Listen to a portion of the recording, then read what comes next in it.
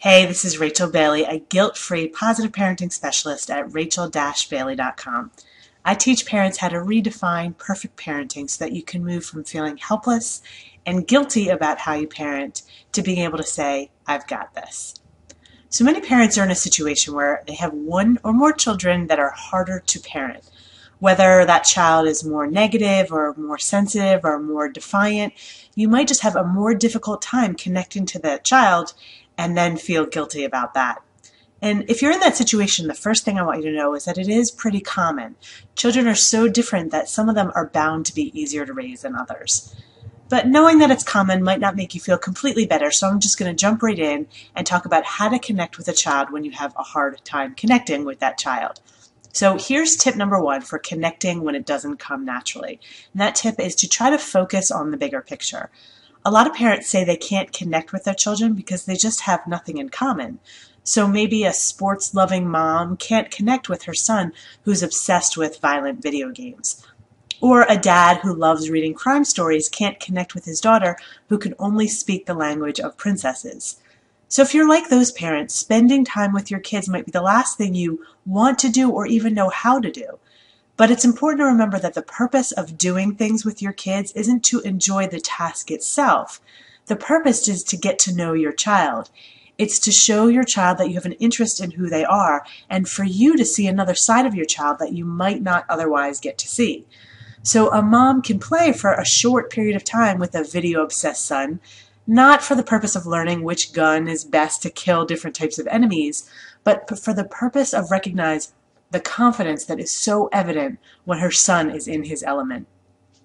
And a dad can play for a short period of time with his princess-loving daughter, and it's not for the purpose of learning the fashion rules or daily tasks of princesses, but for the purpose of watching his daughter display her inner kindness that inevitably comes out when she dresses up as a princess.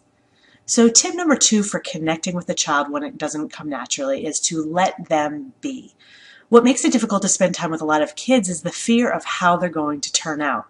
We struggle because we see our own flaws in our children's behavior, or we see our children doing things that we know from experience will lead to a negative outcome. So a mother with a temper might have a tough time dealing with a daughter who has a temper because she sees the qualities that she doesn't like in herself, she sees those in her daughter. Or a father who got so much out of his music growing up may have a tough time with a son who is more interested in Lord of the Rings than picking up a guitar. Now, of course, we're trying to protect our kids when we lead them away from something harmful or toward what we believe is best for them.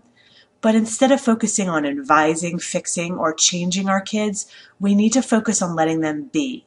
Because the truth is that children sense our disapproval, and that disapproval will lead to much more negative consequence than anything we're trying to prevent. I mean, think about any time when you've known that someone has disapproved of you and how that feels. So tip number three is to see the world from your child's perspective. Instinctively, we all see the world from our own perspective, but that doesn't mean that our child's perspective is any less valid than our own, and to them, that is their reality. So if we really want to understand our children, make them feel like they matter, and learn to connect with them, we have to see the world from their perspective. You can think about any TV show or movie in which we learn to understand what motivates the behavior of each different character. We see the situation through someone else's eyes, and therefore their behavior makes sense. We connect with those characters, and we have empathy for them even when they're making negative choices. I mean, if any of you has watched the show Breaking Bad, we were rooting for a drug dealer and a murderer, but we understood him, so we were able to connect with him. Now, of course, I'm not comparing your child to a negative character on TV. The point is that your child's choices make sense, and they will be a lot less frustrating when you understand them. So put yourself in your child's shoes. See the world through their eyes, and it'll probably make you much more likely to want to connect. You may be saying, well, why can't my child see my perspective? The truth is that most kids are so fiercely defending their own perspective, which we tend to treat as less important as our own, that they can't see our perspective. But when we are willing to enter their world, they are much more likely to want to enter ours.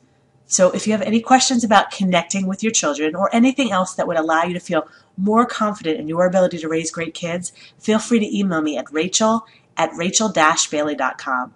And if you're not part of it already, join our free Facebook community where real imperfect parents support each other on their journey to raise great kids without expecting perfection from themselves or their children.